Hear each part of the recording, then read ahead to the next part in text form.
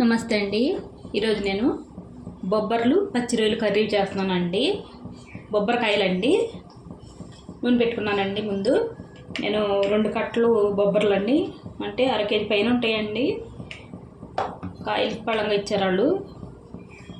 నేను ఈ కర్రీ చేసుకుంటున్నాను. నూనె వేసుకున్నానండి. నూనె కొద్దిగా ఎక్కువ పడుతుందండి. 3 ఉల్లిపాయలండి, 5 పచ్చిమిర్చి అండి. పచ్చిమిర్చి తర్వాత వేసుకుంటాను. ముందు ఉల్లిపాయలు వేసుకుంటానండి నూనెలోకి.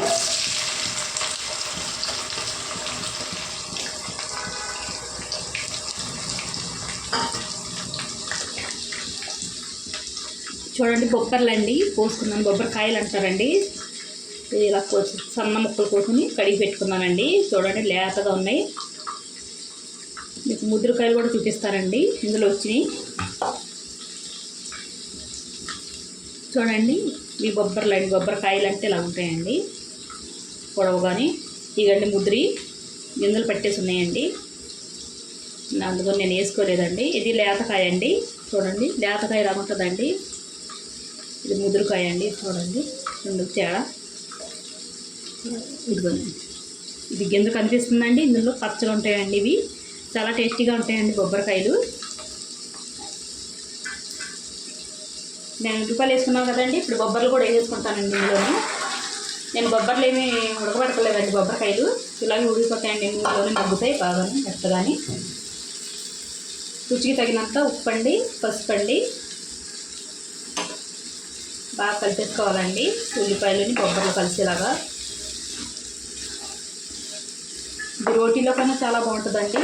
చపాతీలో తినొచ్చండి ఈ కూర.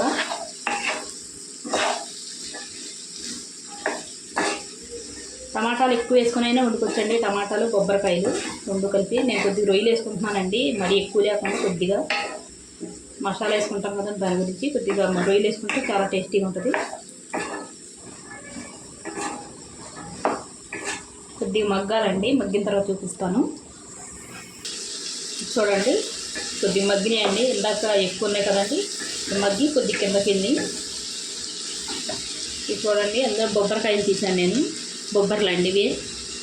పచ్చిగా ఉన్నప్పుడు ఇలాగా మిక్సీ వేసుకొని వాళ్ళు చేసుకోవచ్చండి. చాలా టేస్టీగా ఉంటాయి. కాకపోతే ఇంత పెద్ద బొబ్బర్లు దొరకవండి పచ్చివి. చాలా బాగుంటాయి. ఇవి కూడా చేసుకుంటున్నాను నేను. ఇంకా మగ్గాలండి ఇవి కాయలు. చూడండి, బాగా మగ్గినాయండి బొబ్బరకాయలు.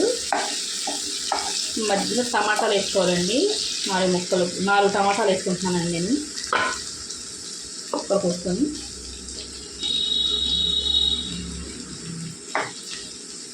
ఇలా నూనెలో మగ్గుతాయండి. కాసేపు మూత పెట్టి మగ్గించుకోవాలండి. మెత్తగా మగ్గుతాయి ఇలా వేసుకుంటే.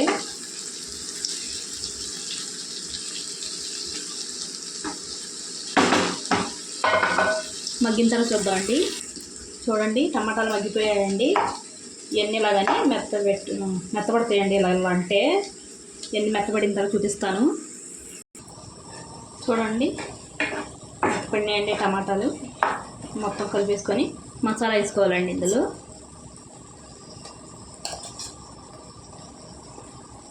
నేను 2 చెంచాలన్నర వేసానండి. నేను పచ్చి మసాలా వాడతాను కదండి, అదే వేసాను. మొత్తం కలిపేసుకోవాలండి.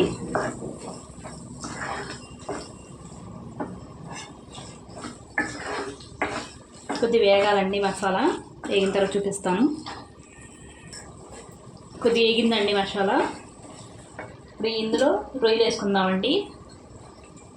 నేను మరీ ఎక్కువ వేసుకుంటలేదండి, కొద్దిగా వేసుకుంటున్నాను అంతే. నీళ్ళు తీసేసారండి. ఇది వేడి చేసి రొయ్యలు వేసుకుందాం.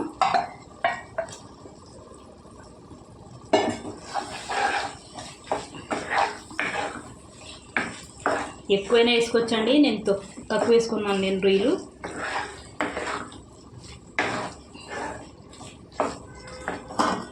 పచ్చిమిరపకాయలు కూడా వేసుకుందామండి.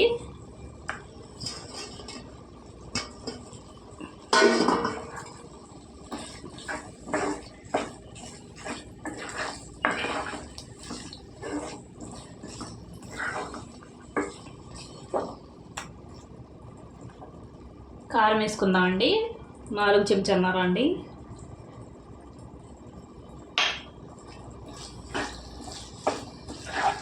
ఎక్కువ తినేవాళ్ళు ఇంకొద్దిగా వేసుకోవచ్చండి కారం. నేను పచ్చిమిరపకాయలు ఎక్కువ వేసాను కదండి, దాని గురించి నేను తక్కువ వేసాను కొద్దిగా కారం. మొత్తం కలుపుకొని కొద్దిసేపు ఆగనివ్వాలండి. ఇలా వండుకుంటే కాయలు బాగా మెత్తగా ఉడుకుతాయండి, పసిరివాసన అన్నది ఉండదండి. చాలా టేస్టీగా ఉంటాయి ఈ కాయలు. ఈ మసాలా వేసుకుంటే చాలా టేస్టీగా ఉంటుందండి ఇలా వండుకుంటే. మూత పెట్టి కొద్దిసేపు ఉడకనిద్దామండి. చూడండి నూనె తేలి ఎలా ఉడికింది కదండి. ఇప్పుడు నీళ్ళు వేసుకోవాలండి.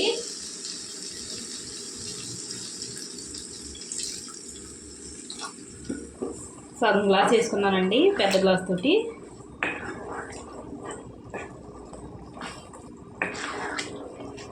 గ్రేవీ ఎక్కువ కావాలంటే ఇంకొద్ది నీళ్ళు వేసుకోవచ్చండి. ఉడకాలండి, ఉడికిన తర్వాత చూపిస్తాను.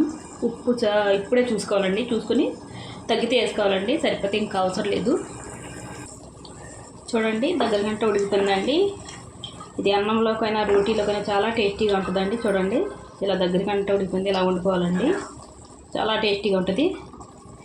ఇప్పుడు కొద్దిగా కొత్తిమీర వేసుకుందామండి.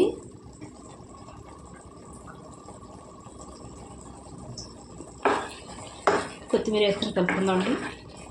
ఇంతేనండి బొబ్బరికాయలు పచ్చి రొయ్యలు కర్రీ అండి.